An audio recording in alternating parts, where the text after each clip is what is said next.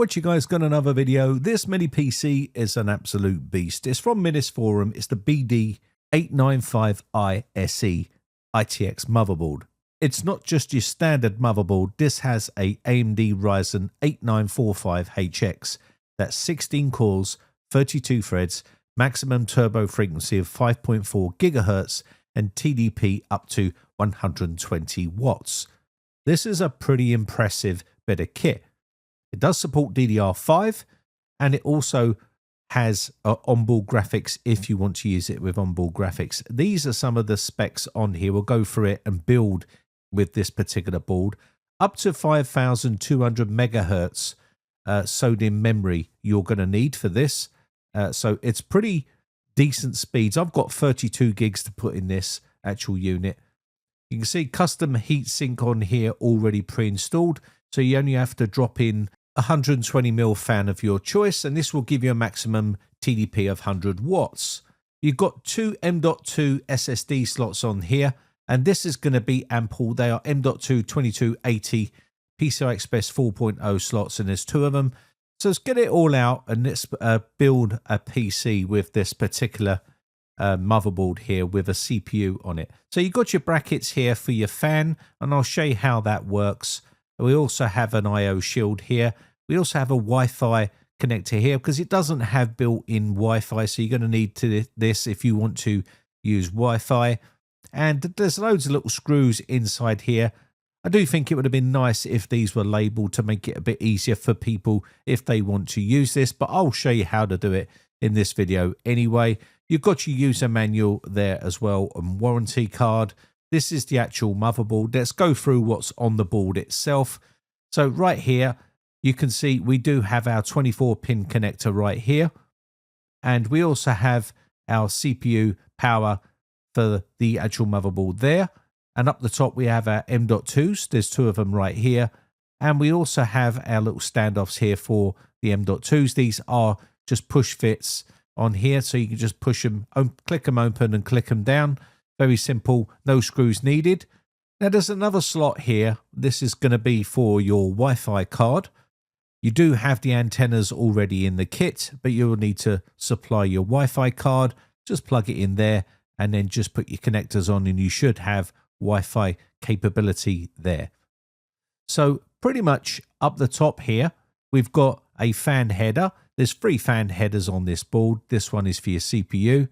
So you're going to put a 120mm fan on here, and I'll show you that fan a little bit later on. Up here we have our audio port here where you can plug in your audio cable for audio. There's 2 more fan headers here. They're 4-pin fan headers on here for cooling, so you can put a couple of fans in a case.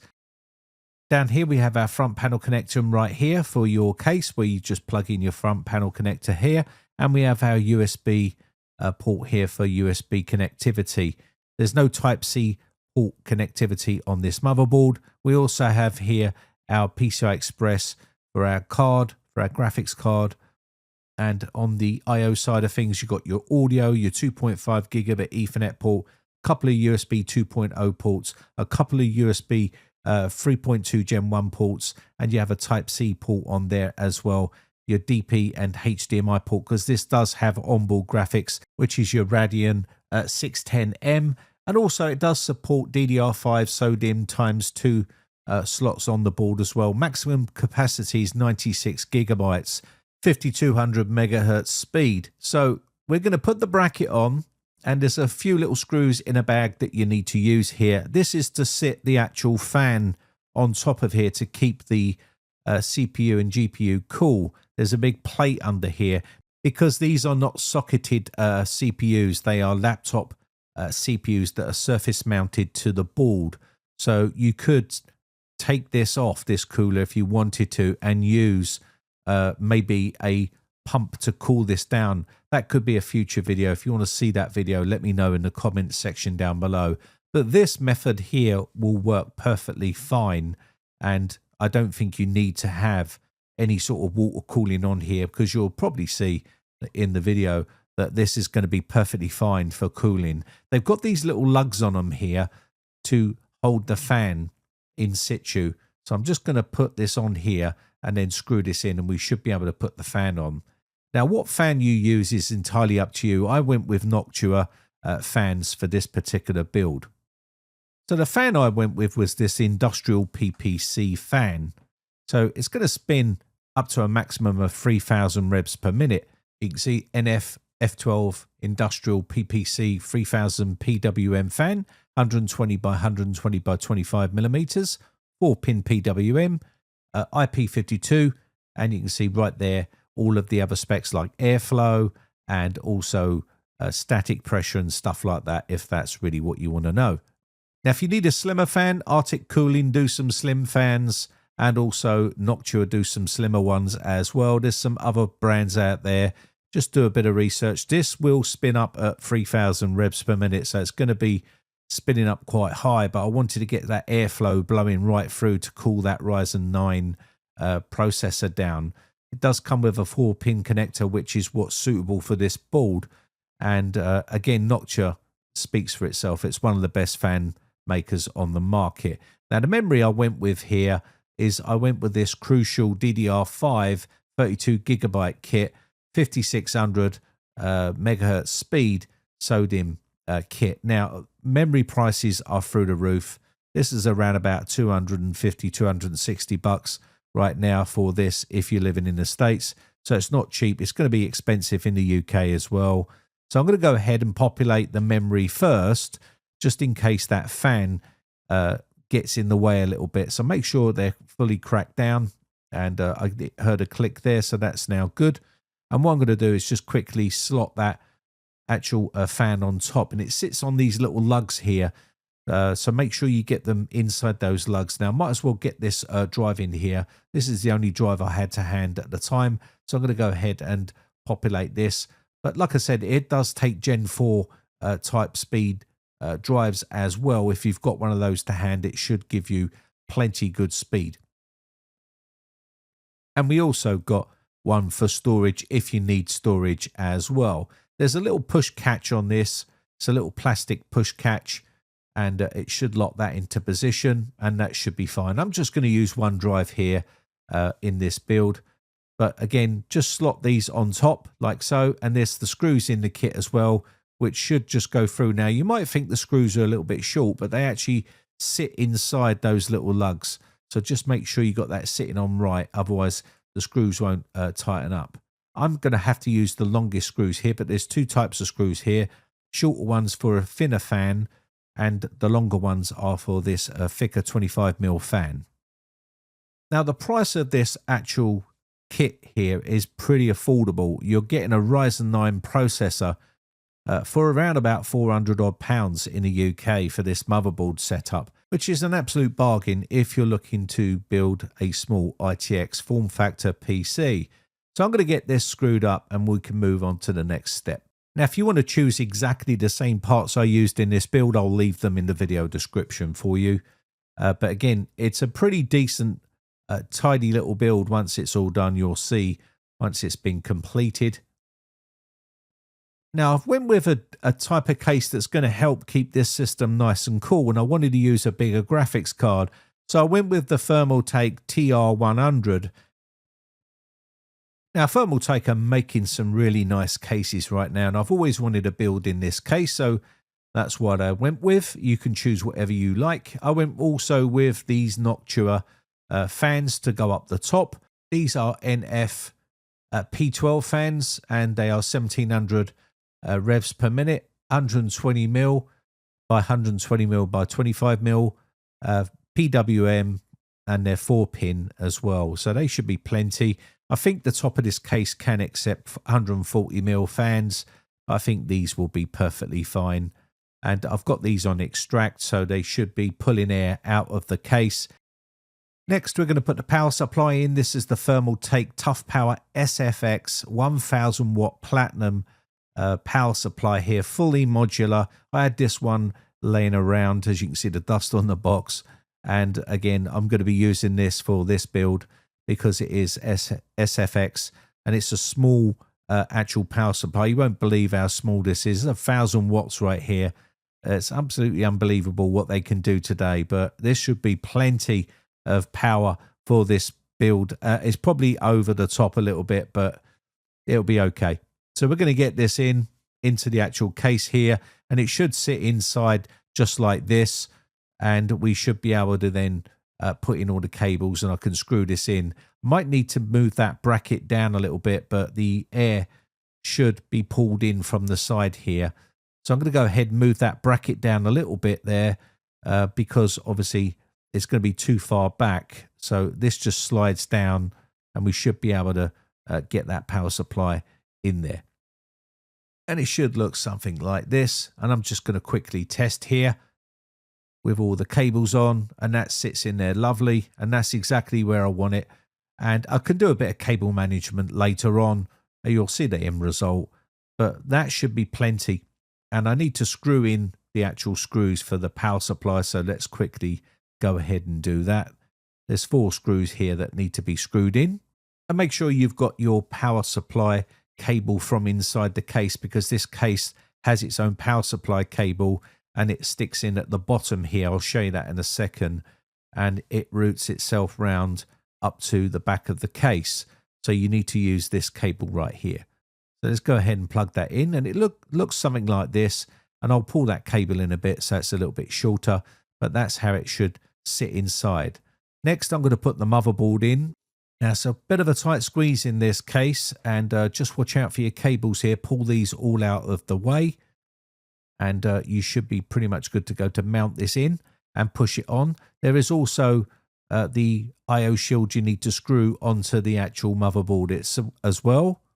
Now I'm just going to plug in all the cables. Now, like I said before, there is no Type-C connection on this board, which is a bit disappointing, because that means the front Type-C port on the case is not going to work.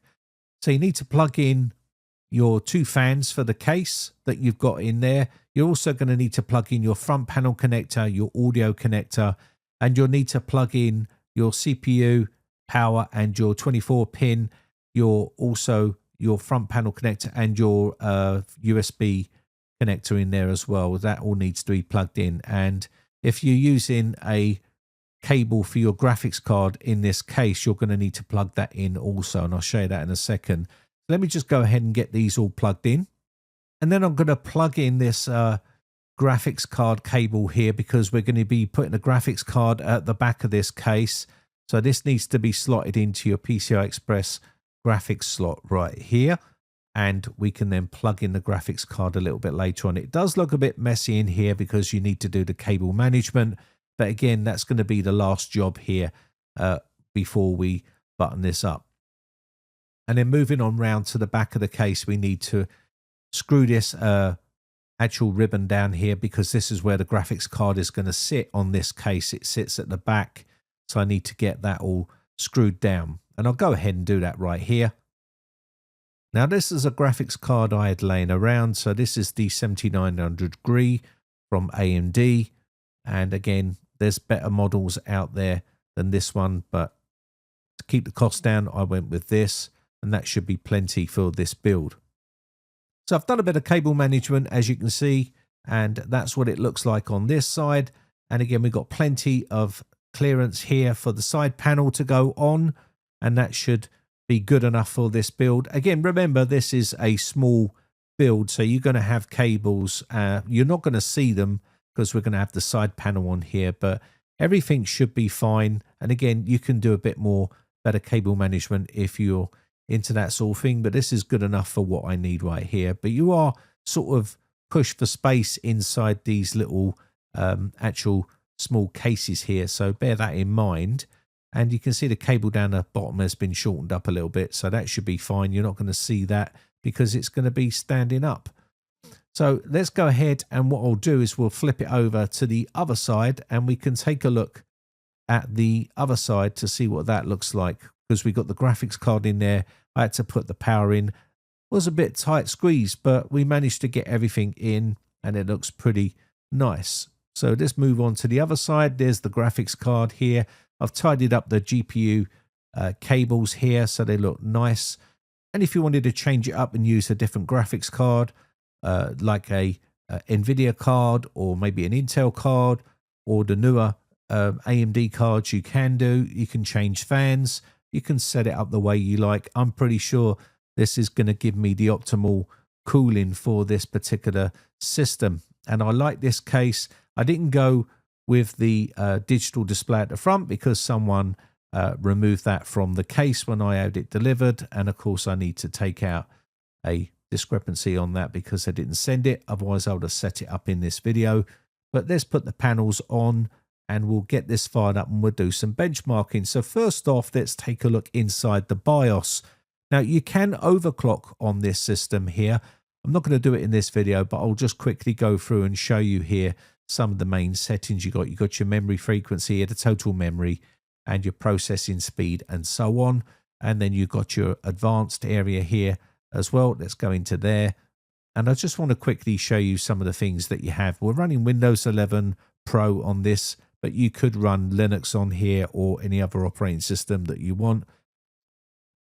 And you can see the overclocking right here. Got precision boost overdrive and a bunch of other settings you can mess around with if that's what you want to do. I'm not going to do that in this video because obviously we're just taking a look inside the BIOS itself just to show you some of the settings you have got and some of the control you have with this particular setup. What we'll do is we're going to do some benchmarks as well, so I can give you some of the Cinibench scores and things like that, so you can get a rough idea of what you can expect if you're going to be purchasing something like this.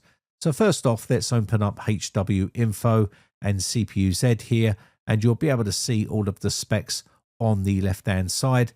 Cooling on this is pretty decent as well. Pretty shocked to see it that good. And I just wanted to point out that slot on the board was a PCI Express 5.0 16 times slot. So you're going to get plenty of decent performance there. Unfortunately, the case I used only had a cable that supports PCI Express 4.0. But for this video, you'll get the general idea. I can upgrade that at a later date. But going through here, you can see all the specifications for that board and that also graphics on here. This is the RX 7900 GRE, as you can see, what I've got on the system. The onboard is 610M. So if that's what you want to use on board, you can do. You don't have to buy a GPU, and you'll be able to fit that in a smaller case if that's the case. Just want to quickly do a stress test on the CPU here. Now, one of the main concerns for a lot of people is temps. And again, I can pleasantly say that you're going to get really good temperatures on this setup. You can see right there, we are only getting 60 odd Celsius, which is pretty good for a Ryzen 9 processor. And we're stress testing this. You're probably not going to ever stress it this much, but you can see we're getting no thermal throttling whatsoever, and we're getting very good cooling. So that setup that I've got there is working really well, and that actual fan on the cooler is working really well as well. Now, obviously, it's going to be spinning at a maximum of 3000 revs per minute, which is obviously going to give you a bit more noise. So you might want to control that fan a little bit more rather than letting it spin at that speed. But you can see the temps are pretty decent. 68.8. And we're pulling around about 100 watts. So that's not too bad. So let's stop this and we'll go ahead and we'll do some other benchmarks. I want to do Cinibench, and we'll also do Geekbench 6 as well to see how that performs. Now, Cinibench R23 sometimes makes the CPU really get hot, and you can see right here it's still staying at around 64.5, 64.9, which is pretty good. And we're getting no thermal throttling as well happening on the system. So we're getting really low temperatures, even though we're torturing it with Cinibench. Now, some of the PCs that you've seen me test in the past have got into the red on this on some manufacturers. Minisforum are probably one of the best at keeping systems cool. Even on their mini PCs, they're some of the best on the market.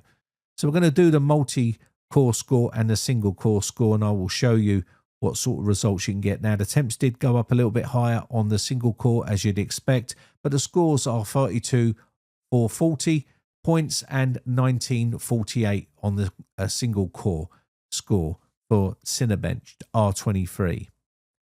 On the Geekbench 6, we got a single core score of 2,894, and on the multi-core score, we had 16,347. That's not too bad for Zen 4 architecture. So that's what you can expect. Now the GPU score was 18,1165, and that's on the Vulkan score as well. So that's not too bad for you know, a Zen 4 processor. Now I just did one game test here, and this was Crysis Remastered here.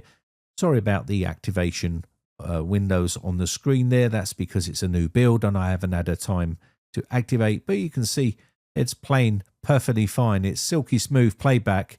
I didn't put the on-screen display on to show you the FPS or anything like that. If you want to see a dedicated video on benchmarks, then let me know and I'll do a dedicated video showing you all of the graphs, all of the frame rates that you can expect from this setup if you are looking to get a setup like this.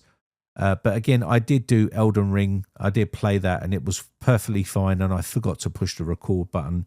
But again, you can see here it's perfectly smooth. There's no jerkiness or anything like that, and it's perfectly fine. And this is night vision and normal vision right here. But again, this is an older game, but it works perfectly fine. And as you can see, we're not getting any sort of issues as you would expect with a system like this. We've got plenty of processing power, and we've got a good enough GPU in here that can play all your favorite games. So let me know your thoughts in the comments section down below, whether this is something that you would buy, whether you would buy a motherboard with a soldered Ryzen 9 CPU on it. I think it's a pretty good idea. Also, the cooling is exceptionally good as well. And if you pair that with a decent GPU and set it up the way I've done here, you're going to get really good performance. You're getting that processing power, and you're also getting the GPU to play all of your games, which is also a must-have for gamers today. Now, for full transparency, Minisforums did send this out for a review. All opinions are my own. No one is reviewing this video before it's released, and no money has changed hands for this review.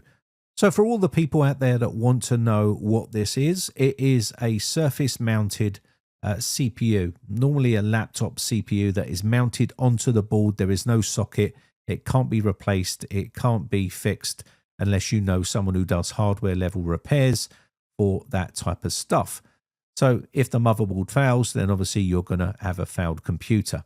You can't replace it because the chip is soldered to the board. As long as you understand all of that and you know what you're getting into, then everything should be good. And I don't see that as a negative, but how much does it cost? Well, in the UK, it's going to cost £395. In America, it's going to cost $423.90.